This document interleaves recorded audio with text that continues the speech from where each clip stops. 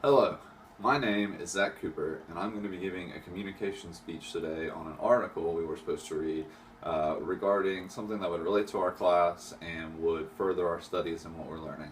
The article I picked today to discuss with you guys is how to communicate with employees, and the article can be found on Inc.'s website, and it was written by the Inc. writing staff.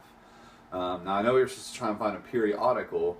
I tried really hard to try and find a better source, but most of those were paid, so this was the best I could come up with. But I still think it covers everything in the class very well and will be helpful for what we're doing.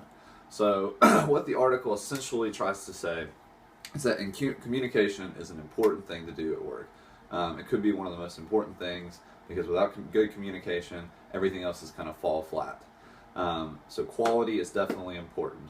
If you're not engaging and getting people to pay attention and want to work with you, then you're going to have a lot of issues. And the article talks about how a lot of things can be tied down to just not understanding or not communicating correctly.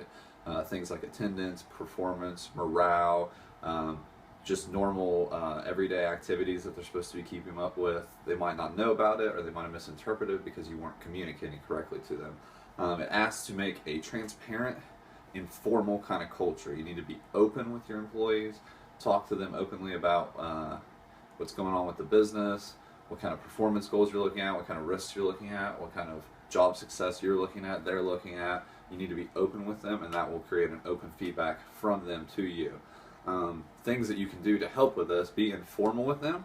Don't make it all about work. Make it about some things in their lives. Take time out of the day to learn about them and have conversations that friends would have, not a coworker to boss kind of situation or coworker to coworker. One-on-ones can help with this. The article talks about that, where you can just go one-on-one with the person, review how they're doing, review their life. It kind of creates another informal, formal, I guess you could say, environment where they can open up to you and you can really get out what's important between you two at work right now. And something else the article talks about is higher ups coming down 2 or 3 levels to talk to lower employees. It shows that they feel like they're more important, they're actually valued in the company, and it kind of helps them gauge where they're at as well, and it might help them stay with the company and have aspirations to take that person's spot in the future, move towards that just by having that open conversation with them. And some other things you can do more in a team setting is do team huddles and team rallies. It should be just like quick little 15 to 20 minute meetings at the beginning of the day, end of the day, anytime you can really, to go over what's going on in the business, what current struggles we're looking at, and how everyone can come together to really help out. So another thing it does tell you to go into, though, is to acknowledge where you're at personally. Acknowledge your own abilities. What are you weak at? What are you weak at communicating at? What are you weak at working on? And acknowledge that you have those weaknesses. If you're not assertive, maybe you need to be more assertive. If you're too dominant with your employees, they could be afraid to open up and be honest with you.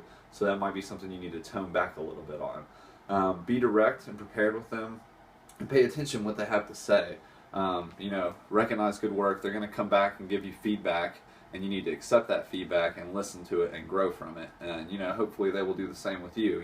You're critiquing how they're doing, and you can critique how you're doing, and look at the good and bad in all of it and see what the best choice would be for each of you.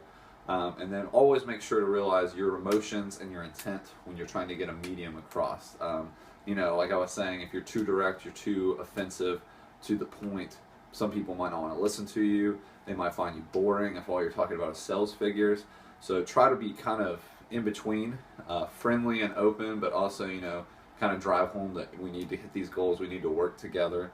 And usually people will realize that, and you can have a good work and fun balance. That's basically what the article is trying to say, is that informal communication is also very important in building good communication skills. So as a whole, I think it's a good article for our class. It hits hard on that listening is very important, which is something that we've looked at a lot. We've looked at what is good listening, what is better listening, what is just being there. So it definitely says that you need to pay attention, you need to understand, you need to recognize you understand what you're talking about and give feedback on that and continue to build on that. I also think it encourages empowering.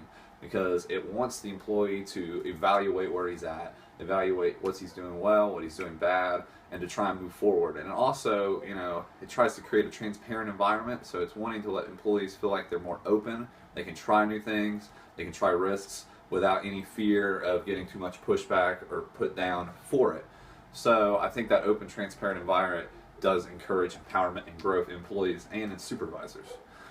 It also, speaking of that, is a superior breakdown. Something we talk about in the book is that peer-to-peer communication between superiors and subordinates usually leads to a better functional maturity development, because that person is finally seen as part of the group, sees that they know what's going on, they don't have a lot of barriers to overcome or have to doctor up their words when they're talking to the superiors, so they get more on the same level with each other, which means more fluid communication, and they can talk about their ideas more openly.